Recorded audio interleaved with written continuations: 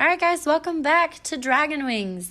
Today we are starting chapter 8, and it's really exciting. Things are starting to pick up. There's a lot of development between the relationships of Miss Whitlaw, Robin, Moonshadow, and Windrider. They're all starting to learn how to communicate with one another and be friends.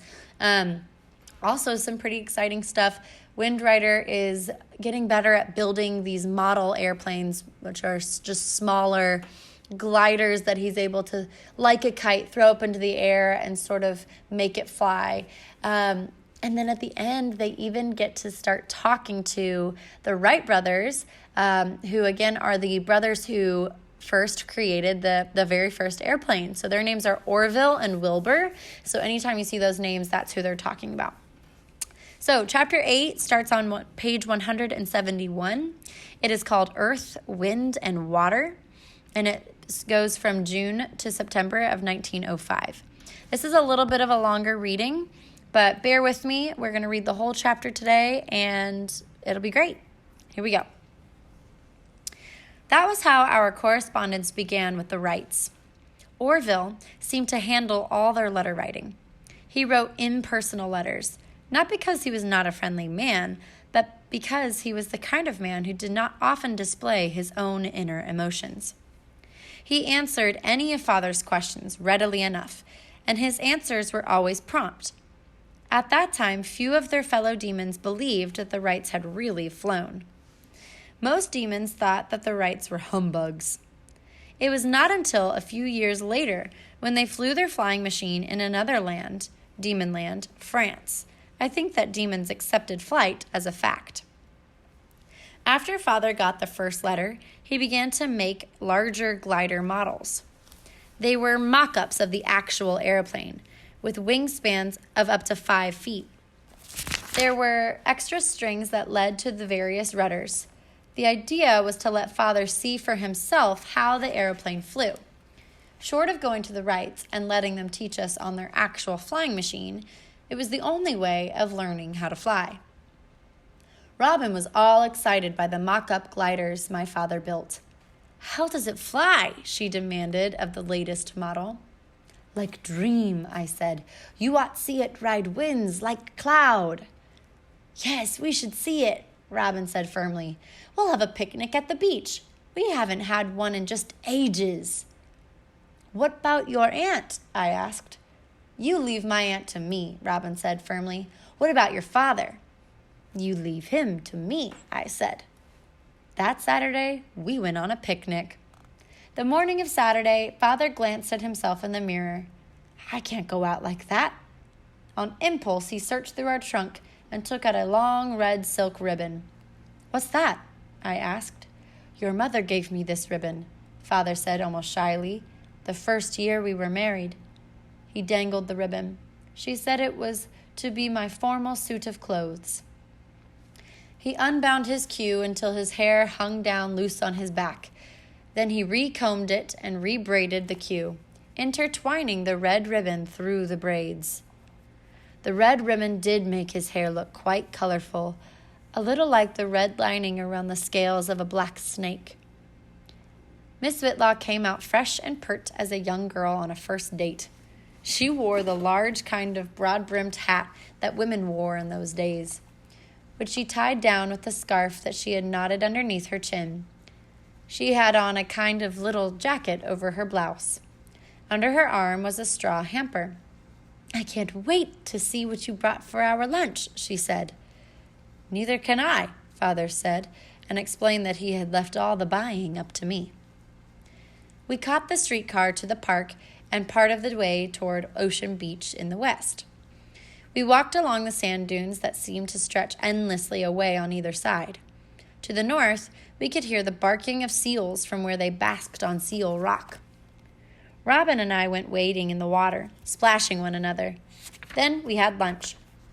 Miss Whitlaw had provided thick sandwiches with meat from a fat bird which the demons liked, a turkey, I think it was called. Inside the sandwiches, she had added slices of cranberry sauce, as well as bread stuffing. I was barely able to get my mouth around one of them. There was also fresh lemonade, ginger snaps, and fresh fruit, and nuts which we cracked between rocks. At the same time, I had brought along large meat-filled dumplings and other smaller pastries filled with various kinds of ground meat and shrimp. All of these I had bought in the Tang people's town that morning. There was tea, of course. After that was over, Father lay on his back, patting his stomach. "I feel badly in need of some exercise," he said. "Do you want to fly the glider?" "I think it's time." I turned to the others and told them, "I get to hold the string," Robin said in a rush of words. "No," I protested. "I do." "But I said it first." Robert turned to her aunt. "Didn't I, Auntie?" "Now, Robin, it isn't ladylike to run," Miss Whitlaw cautioned. "But ladies first," Father said, "then Moonshadow." "Oh, all right," I said sullenly, "but I get hold it." "Go on, for all I care." Robin had already begun to unbutton her shoes. In those days, children wore heavy, practical shoes that felt like they would outlast a steel monument, so whenever you could go barefoot, you appreciated it. Robin picked up the roll of string while I picked up the glider. "Let's go over here," Robin said. "Why?" "Because I want to." I muttered something that she pretended to ignore. I followed her obediently over to where the sand dunes dropped sharply 5 or 6 feet to the beach itself. We had picnicked above the beach among the sand dunes, almost a kind of plateau. She looked down at the most perpendicular slope. "Ready?" she asked over her shoulder.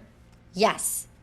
"Here I go!" Robin shouted as she plunged down the dune, her legs lost in a cloud of sand. Half stumbling, she raced down the dry stretch of sand to the darker sand where the sea still rolled in and out. Her straw sailor hat flew off. "Robin!"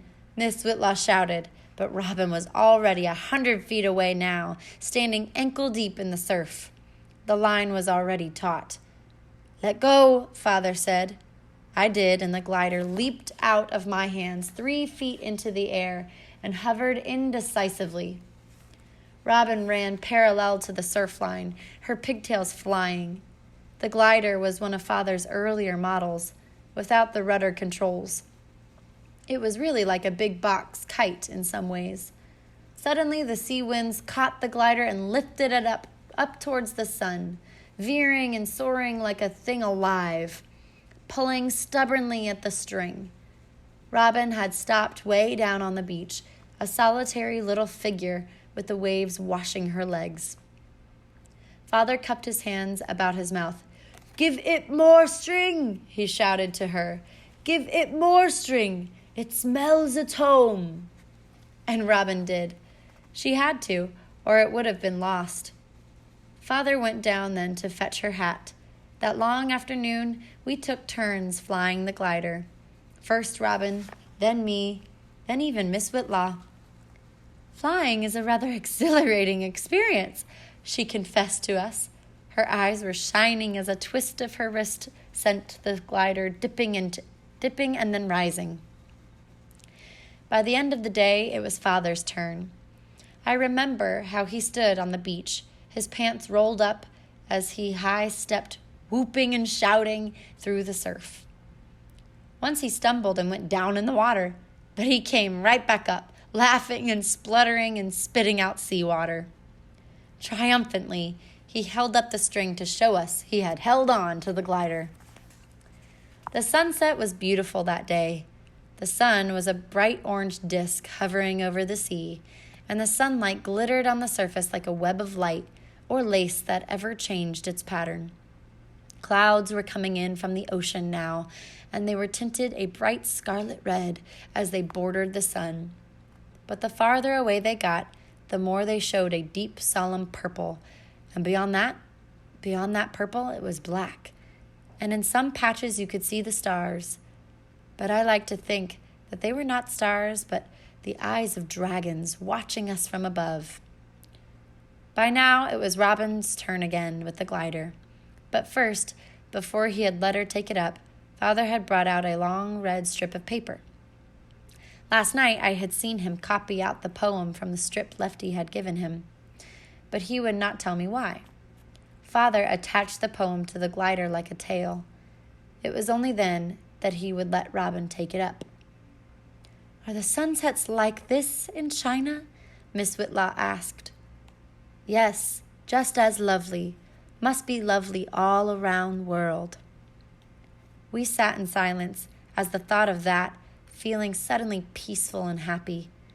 But finally Miss Whitlaw looked at her father's old watch, which she had brought in the hamper. "I do think it's time to be heading back." "Yes, I think so too," Father said quietly. But he did not go for his boots or roll his trousers back down. Instead, he took the string from the astonished Robin.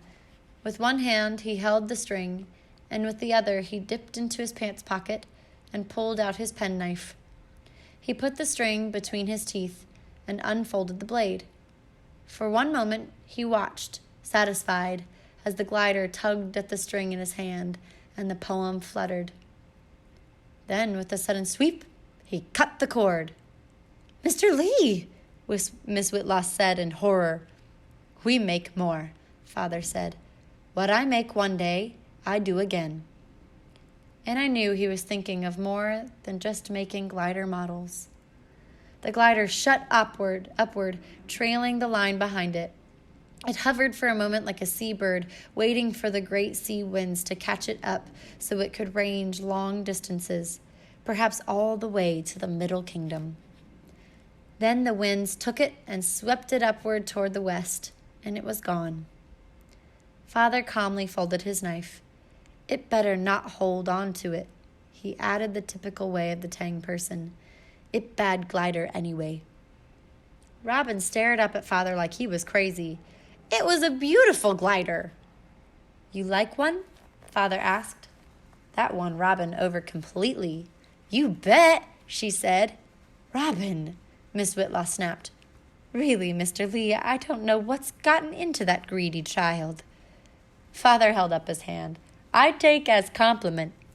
He turned to Robin. "I make one for Moonshadow, one for you, and one for your aunt," he said. Robin looked up wistfully at the empty sky.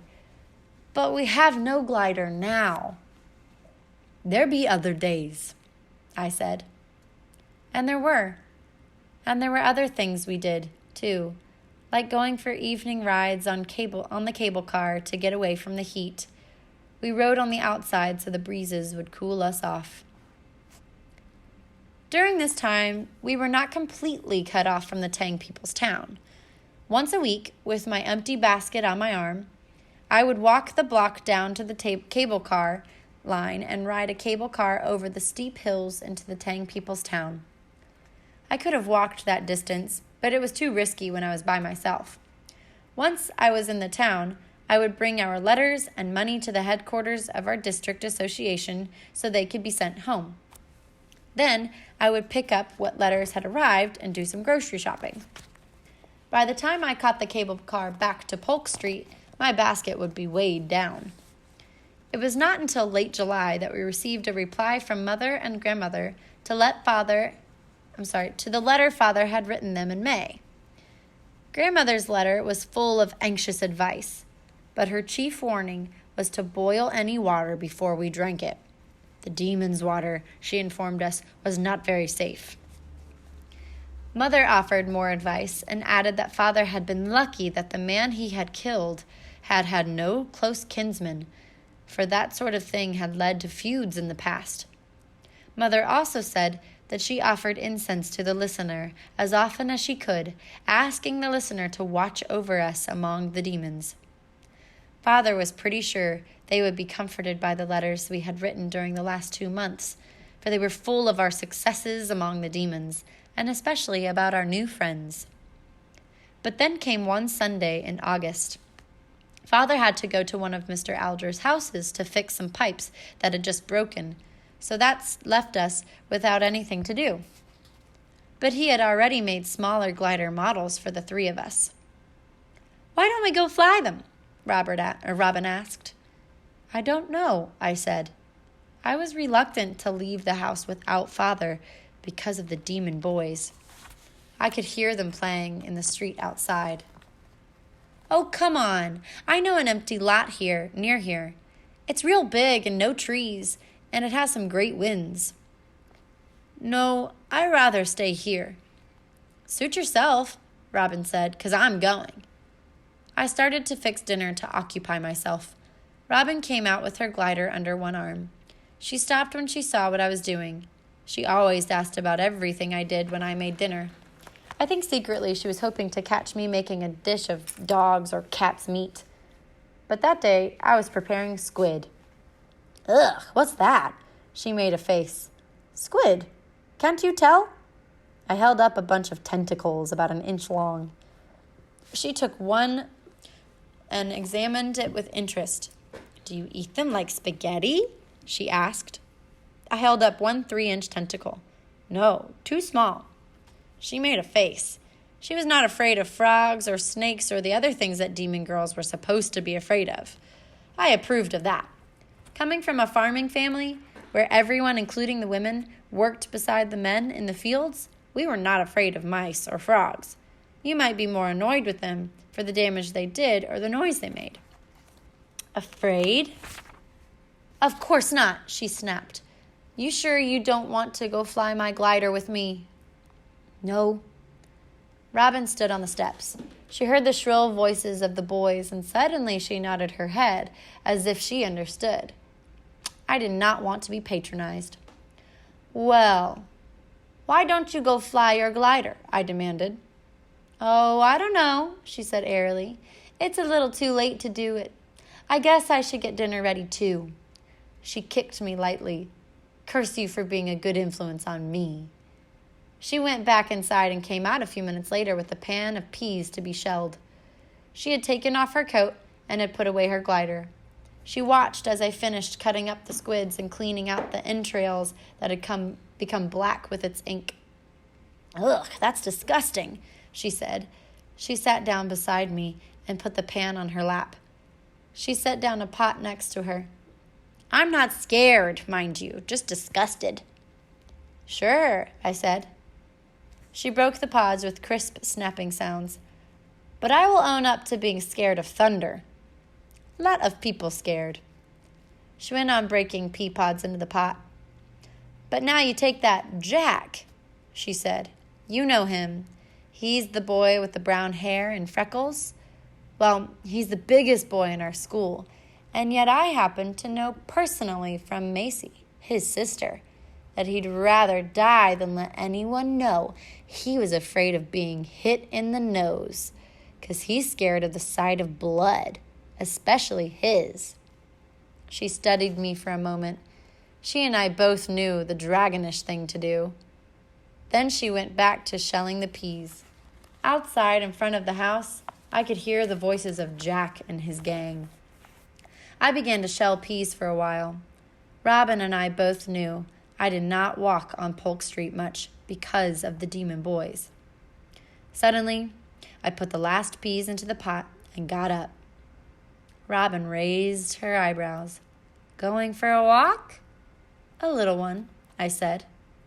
Jack immediately stopped playing mumble-te-peg when he saw me. He took his penknife and drove it point first into the dirt of the alley. He got up with a big grin, and he and his friends gathered by the alley. "Ching chong," he began. "I no like that song," I said. "Too bad," Jack said. "I think it's stupid."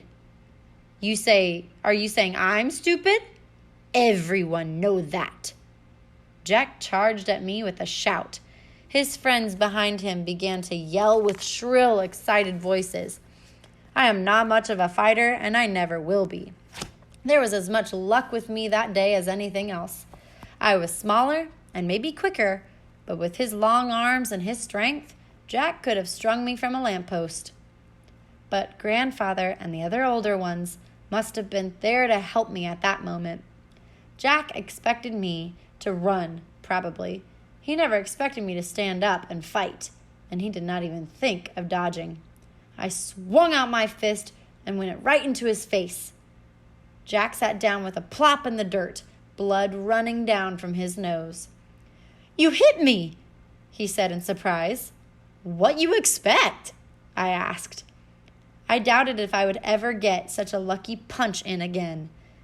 Still, I had come out here for the satisfaction of giving one punch to Jack for all the times he had tormented me, even if it meant getting beaten up in the end. I put up my fists awkwardly, ready to fight him some more. But Jack did not get up. The other boys behind him had grown silent. "It's bleeding, too," Jack said, holding up a hand to his face. "And my mom just cleaned this shirt. She'll kill me." Tough. I just wanted to get the rest of the beating over with by that time. I held my fist ready to hit him. "Jesus, but you're a scrappy little son of a..." It sounded like a bitch-sha. "Aren't you?" Jack muttered. "Bit-sha?" I asked the word I didn't recognize. "Shh," Jack said. "Not so loud or we'll get our mouths washed out with laundry soap." He held out his bloody hand. I took it and helped pull him up. Suddenly, I realized that these demons were like the Tang boys I knew at home. You only had to punch out the biggest and toughest of the bunch, and the others would accept you. Well, Jack was the biggest and toughest of his group. He looked down at me. "Say, you're all right, China boy," he said. "I'm not China boy," I said. "Whatever you say," he said. And I knew I would not have to worry about wearing Handclap's charm after that. I don't mean to sound like all my problems with the demons were solved, or that I stopped wearing the charm completely. There was only one particular group of demon boys I did not have to watch out for. I still had to be careful whenever I left the stable. It's just that I was sure now that I could handle anything I met.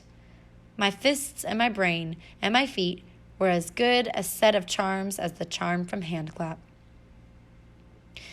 Sometimes the month of September in the Demon City could be just as hot as August.